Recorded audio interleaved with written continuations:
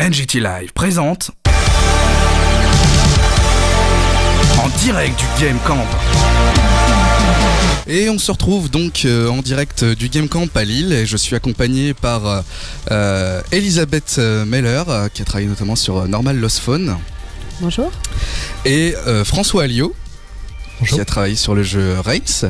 Je vais vous laisser vous présenter plus longuement et déjà, pour commencer. Honneur aux dames. Donc moi c'est Elisabeth, je suis cofondatrice de la société Accidental Queens. On a sorti notre premier jeu en janvier 2017 qui s'appelle A Normal Lost Phone. C'est un jeu mobile qui a une version PC également. Et c'est un jeu dans lequel vous avez trouvé un téléphone et vous pouvez en fouiller le contenu pour essayer de comprendre ce qui est arrivé au propriétaire du téléphone. Et c'est aussi un jeu à message parce que à travers ce jeu on essaie de sensibiliser sur des questions d'adolescence, d'homophobie, de quête de soi, de dépression, etc. Donc François Alliot du studio Nerial que j'ai créé il y a 3 ans à peu près. Et j'ai fait dernièrement un jeu qui s'appelle Reigns qui est un mix de Tinder et de Game of Thrones si tu veux, dans lequel on swipe à gauche et à droite. Oui, ça prend vraiment le genre de Tinder en termes de, j'allais dire de gameplay, enfin il n'y a pas de gameplay dans Tinder mais en termes d'action quoi. Exactement, ouais, on s'est inspiré d'ailleurs très directement. Et tu joues un roi qui prend ses décisions comme ça, juste en swipant à gauche et à droite. Et il y a plein de gens qui viennent te parler, te poser des questions à propos de ton royaume et tu vas mourir très vite et voilà. D'accord.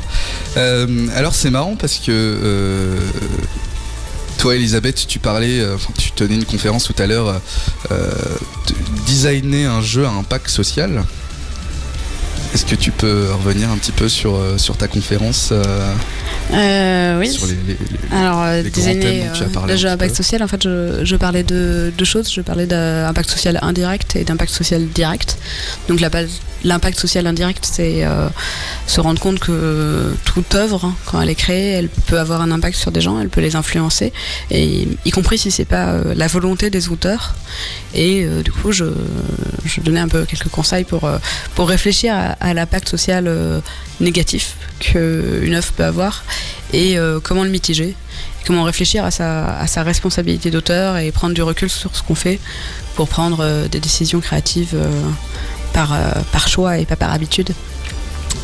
Et ensuite je parlais d'impact social direct, donc de jeux qui ont pour vocation d'inciter les personnes à avoir un changement de comportement, à changer de vision.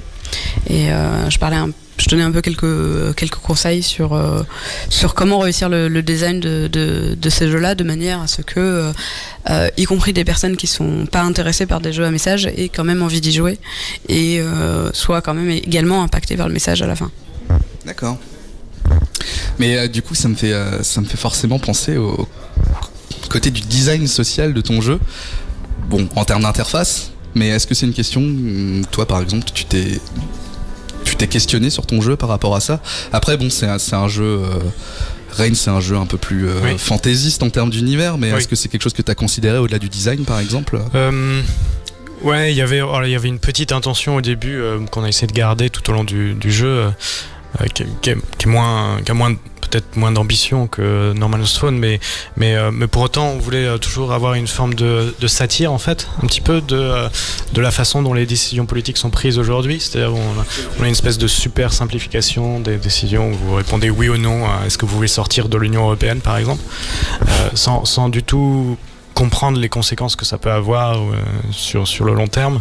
Et c'était juste un peu jouer avec ça en fait, de pousser les gens à se poser des questions. Ouais, et puis montrer que avoir, prendre des décisions binaires, c'est un petit peu on meurt très vite à la fin quoi. Oui, tout n'est pas tout blanc ou tout noir. Voilà, exactement. C'est que des nuances c'est de un peu gris plus compliqué que ça. Ouais. Et d'ailleurs, tu parles de satire, donc ça me rappelle un peu le thème de ta conférence, comme quoi jouer avec la satire dans le monde très lisse du mobile. Est-ce que tu peux revenir un peu C'était dessus? Ça, oui, le titre. Oui, non, la conférence, c'était simplement essayer d'expliquer comment on peut faire un jeu qui l'ambition d'être un peu drôle, on va dire. Sachant que le comique a aussi tendance à casser un petit peu des principes de gameplay de base, comme la progression du joueur, parce que vous devez surprendre le joueur, donc le surprendre, c'est aussi un peu le frustrer parfois, et donc comment on gère la frustration du joueur, et c'est là où Reigns, on a essayé de faire des cycles de rois, c'est-à-dire quand on meurt, on passe au roi suivant, donc on continue quand même, c'est-à-dire qu'il y a une forme de loop qui fait qu'on progresse même si on meurt très souvent, et voilà. Donc c'était essayer d'expliquer en quoi on peut faire en sorte d'avoir un gameplay drôle, tout en étant toujours un jeu qui fonctionne, quoi. Voilà. D'accord. Et donc du coup, pour en revenir au thème que l'on avait proposer une expérience différente. Est-ce que c'était le but même de vos jeux à la base, ou est-ce que c'est une simple idée que vous avez commencé à vouloir exploiter, aller plus loin? C'était se démarquer spécialement pour réussir, ou quelle était votre intention? Alors pour Normal Lost Fun, c'est un peu particulier parce que l'idée est née pendant une Game Jam, donc la Global Game Jam 2016. On s'est retrouvés à 4 personnes à essayer de trouver une idée de jeu très vite pour essayer de la créer en 48 heures, vu que c'est l'objectif d'une Game Jam. Et effectivement, pendant une Game Jam, l'objectif qu'on se donne en général, c'est de réussir à faire un prototype, et on se pose pas la question de commercialement ce qui va s'en passer après, surtout qu'en plus on était 4 personnes qui se connaissaient pas du tout, qui avaient pas pour vocation de créer une boîte derrière, etc. Donc à ce moment-là, c'est pas l'envie de démarquer qui est ressortie. En fait, il y a eu plusieurs envies personnelles de chacune des personnes qui sont rentrées dans le design de ce jeu. Déjà, il y avait 2 personnes qui avaient joué à Her Story juste avant, et qui avaient beaucoup aimé le concept de ce jeu, et notamment le côté fouille, puzzle narratif. On récupère des morceaux, on les colle ensemble, et l'histoire se dévoile à la façon de l'image d'un puzzle qu'on met ensemble. Et on voulait pouvoir recréer cette mécanique de façon différente. Et puis il y a eu aussi l'envie de parler de thèmes dont on parle pas forcément dans le jeu vidéo, parce qu'on était des personnes qui étaient sensibles sur ces thèmes-là, et qu'on se disait tiens, c'est rigolo, on a une équipe où on est tous sensibles sur ces sujets, et si on en profitait pour parler de choses comme l'orientation sexuelle ou l'identité de genre. Mais non, pas du tout une vocation de se dire on va faire un jeu mobile pour se démarquer. D'ailleurs, la première version du jeu qu'on a faite, on l'a fait sous HTML5, et c'était une version qui tournait sous navigateur. Donc c'était même pas un jeu mobile. Par contre, ce qu'on avait fait, c'est que si on ouvrait le jeu sur le navigateur de son mobile, on avait l'impression d'avoir un mobile réduit dans son téléphone. Ah oui. D'accord. Oui, non, c'était peut-être un petit peu différent, mais c'est un peu le même principe. L'idée avant tout, c'est de faire un bon jeu, hein. Je pense que c'était l'objectif, et le fait que je pense que faire un bon jeu, ça amène naturellement à se démarquer, parce que si c'est juste une copie de quelque chose qui existe, c'est pas forcément intéressant d'y passer beaucoup de temps. Enfin, moi, personnellement, c'est pas ce qui me motive dans la création de jeux. C'est pas s'inspirer mais pas copier, quoi. Ouais, voilà, s'inspirer de plein de choses, quoi, pour aller plus loin, pour tenter des trucs, quoi. Épices, exactement. Voilà, c'est ça. S'il y a une raison pour laquelle on est indépendant, c'est celle-là aussi, quoi. C'est de pouvoir expérimenter et aller un petit peu plus loin. On a un peu moins de poids que des gros studios, voire des gros studios indie d'ailleurs. Donc on peut prendre plus de risques. J'ai un projet comme Reigns en l'occurrence, mais j'imagine que Normal Lost Fun c'est pareil. Ça coûte pas si cher en fait à faire. Donc le fait de pouvoir expérimenter ce genre de truc, je pense que c'est une... Moi, personnellement, c'est ce qui me motive le plus dans la création d'un jeu. C'est pas de refaire des choses qui existent, mais d'expérimenter, de voir un petit peu plus loin. Il y a une vraie... Et le mobile est bien pour ça, parce que c'est des choses qui commencent à être reconnues un petit peu par Apple et Google. Bon, c'est pas encore... c'est-à-dire qu'ils vont pas jusqu'à vraiment pousser tous les types de jeux. pousser Mais, la com en mettant une, etc., etc. Ouais, alors nous sur Ranks on a eu ça, hein, mais bon, on n'avait pas forcément un contenu très compliqué. Mais ouais, ils essayent quand même. Alors j'espère que c'est un chemin qui s'arrête pas là et qui va continuer jusqu'à promouvoir Normal Lost Phone notamment, parce que mais c'est quelque chose qui est en cours de cette transformation un petit peu de l'éditorialisation sur des plateformes comme ça, et je pense que c'est une bonne chose. Ça va plutôt dans le bon sens. On voit This War of Mine, on voit That Dragon Cancer, plein de jeux comme ça qui explorent des trucs qui vont bien au-delà d'un jeu comme Candy Crush par exemple. Oui, non, mais c'est ça, justement, à force ce que je pense, à force d'avoir des expériences comme celle-ci, vous avez une approche, proposer un jeu. Au final, le mobile, c'est juste une plateforme comme une autre. Ça pousse à faire reconnaître le mobile comme une vraie plateforme de jeu. Comme quoi, les jeux ne sont pas que des petits jeux, comme du Candy Crush ou pour s'occuper dans l'ascenseur. Donc, pour la généralité des joueurs, pas des vrais jeux. Et je pense que ça fait évoluer, la saine façon de parler, mais ça va pousser les gens à plus s'intéresser à ça. Ouais. Je pense que effectivement, je trouve qu'il y a la catégorisation entre petits jeux et jeux PC qui seraient plus gros jeux.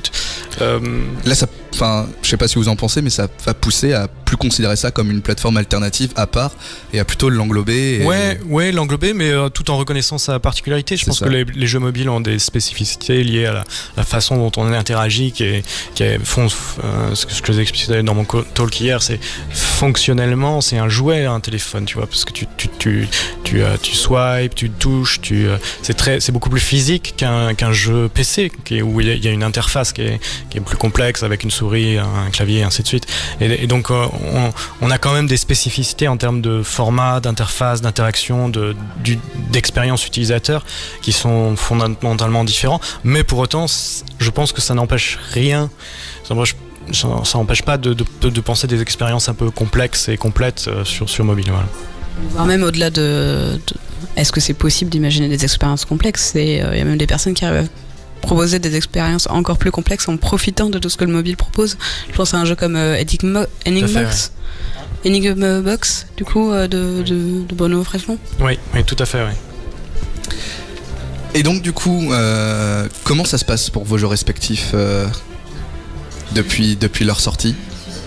Ça fonctionne bien en termes de publicité, de vente. Vous êtes pour l'instant satisfait? Vous avez aussi des retours de la part de la presse notamment, et éventuellement même des joueurs par rapport à une expérience particulière que vous proposez du coup?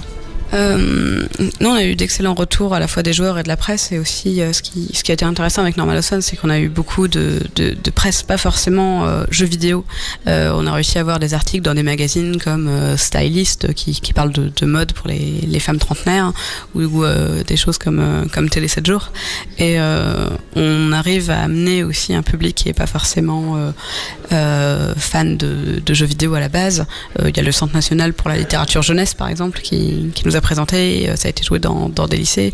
Il y a des bibliothèques qui le recommandent. Et voilà, j'espère qu'on participe à cette espèce de démocratisation de jeux vidéo pour que ça s'adresse à un public pas que gamer.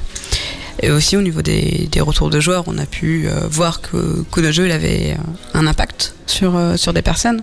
Donc on voit des messages de personnes qui disent que le jeu les a fait changer d'avis, qu'elles étaient homophobes avant, que ça leur a ouvert les yeux, ou des personnes qui disent que le jeu les a convaincus de faire leur coming out et que ça s'est bien passé, et maintenant ils sont mieux dans leur peau, etc. Donc c'est vrai que c'est le type de commentaire qui fait très plaisir. Au niveau des ventes, c'est pas mal, on est rentré dans nos frais, on fait de l'argent et c'est chouette. Alors après on n'est pas au niveau de Reigns, mais peut-être que ça viendra. C'est déjà bien parti du coup. Oui. Oui, je pense que oui, on a un succès un peu différent, mais je pense que le succès de Normal Lost Phone est très, très important et impressionnant.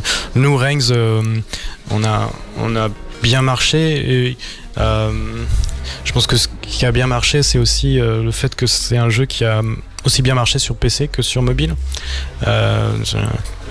Donc on a vendu quand même pas mal sur Steam aussi, et c'était intéressant ça de voir qu'il y a une avec un jeu qui a été apprécié par la communauté des gamers aussi. Donc on a un peu réussi ce pari-là. Donc c'était bien. Voilà. Après ça a plutôt bien marché partout, quoi. Ouais. Vos deux jeux respectifs, enfin vos jeux respectifs ont été proposés sur Steam et mobile. Est-ce qu'ils ont mieux marché sur Steam que sur mobile ou inversement?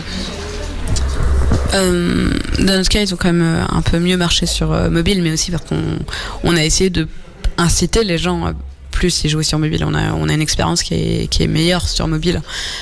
Donc beaucoup d'articles de presse le disaient également, genre si vous avez le choix, jouez-y sur mobile, etc. Après on voit que nos ventes augmentent régulièrement aussi quand des youtubeurs font des vidéos, parce que vu que eux-mêmes pour pouvoir mieux s'enregistrer, donc ils font les vidéos sur les versions Steam, et ensuite ils donnent le lien plutôt vers Steam, donc ça permet de quand même avoir également pas mal de ventes PC. Ouais, bah c'est un peu pareil, c'est-à-dire que on a bien fonctionné sur Steam, mais la majorité ça reste sur mobile, parce que c'est fonctionnellement c'est l'objet qui fait plus sympa sur mobile, c'est vrai, et donc voilà quoi. Mais on a pas mal de gens qui commencent à l'acheter sur Steam, parce que ça coûte $3, donc ils l'achètent sur Steam et puis après ils le prennent sur mobile, ça arrive aussi souvent, quoi. On a la particularité d'avoir à peu près exactement le même business model. On est au même prix, on est sorti sur les mêmes plateformes.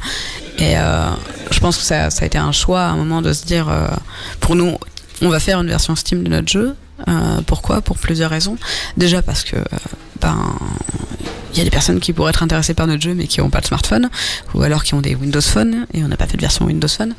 Et puis après, effectivement, c'est toute la question du fait qu'il y a encore une certaine presse qui ne prend pas au sérieux les jeux mobiles, et être sur multiplateforme, ça permet d'avoir des meilleures retombées, plus de presse qui s'y intéresse. Tout à fait. Plus de reconnaissance, plus de, entre guillemets, légitimité. Justement, ça allait être ma question suivante, en fait. Est-ce que vous pensez pas que justement d'avoir une version PC, ça vous amène à avoir, en tout cas aux yeux des autres, plus de légitimité? Je pense que pour vous, vous avez conçu vos jeux comme un jeu. Après, le choix de la plateforme, c'était plus pratique, mais... Je sais pas, je pense qu'il y a, comme disait Elisabeth, il y a beaucoup pour les youtubeurs, c'est très important parce que c'est le format, mais c'est. Puis au-delà, oui, voilà. C'est une question de format en fait, parce que ça passe mieux sur des écrans. Et donc c'est le format, le Steam est le format pour YouTube de manière très claire. Et voilà. Je dirais que c'est le principal, pour moi c'était le principal objectif, c'est d'avoir une version pour les youtubeurs. La presse elle va pouvoir aller voir les deux versions, mais bon, voilà. J'en profite pour remercier François, parce que s'il n'avait pas sorti Reigns avant, et s'il n'avait pas fait une version Steam, ça nous aurait peut-être pas inspiré pour en faire une également, et c'est grâce à ses conseils aussi que le jeu a bien marché. Merci.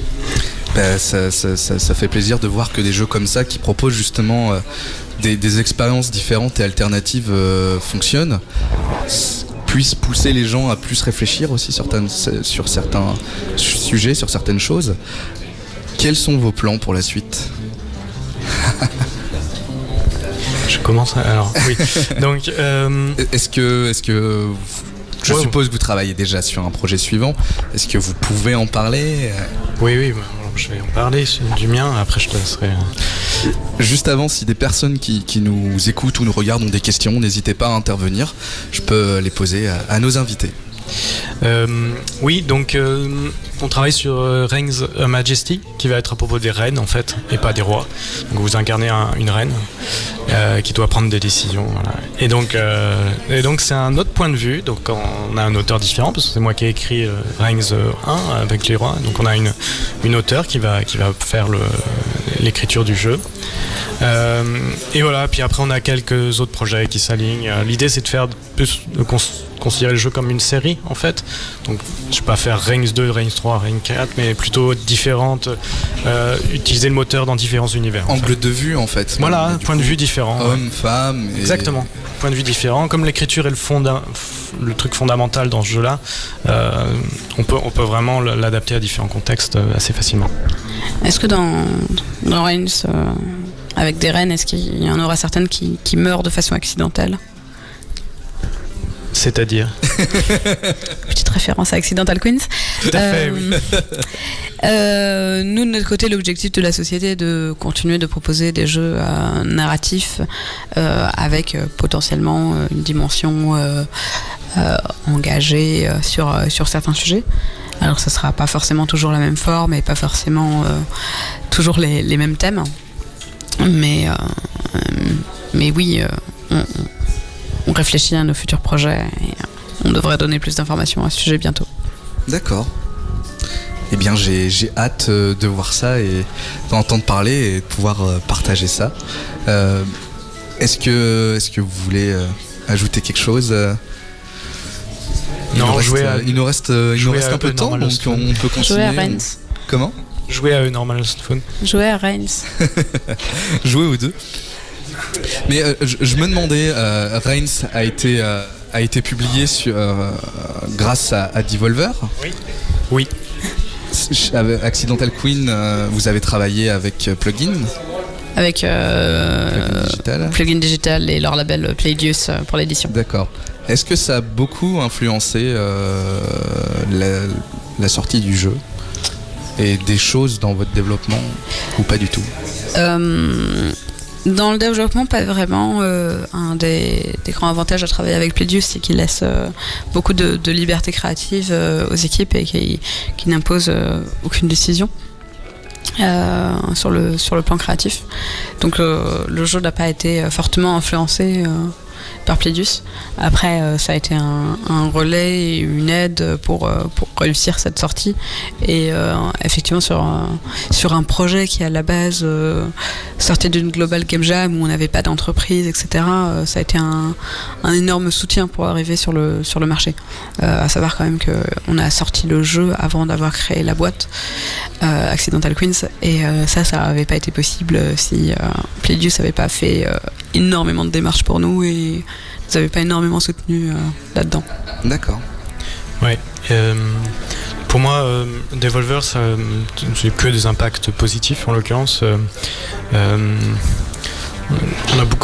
On s'est beaucoup fondé sur leur label en fait, qui est très connu sur PC, qui nous a permis de bien lancer le jeu, de bien en faire parler, et voilà, c'est un peu le même genre de relation, c'est-à-dire qu'ils interviennent pas si tu leur demandes pas.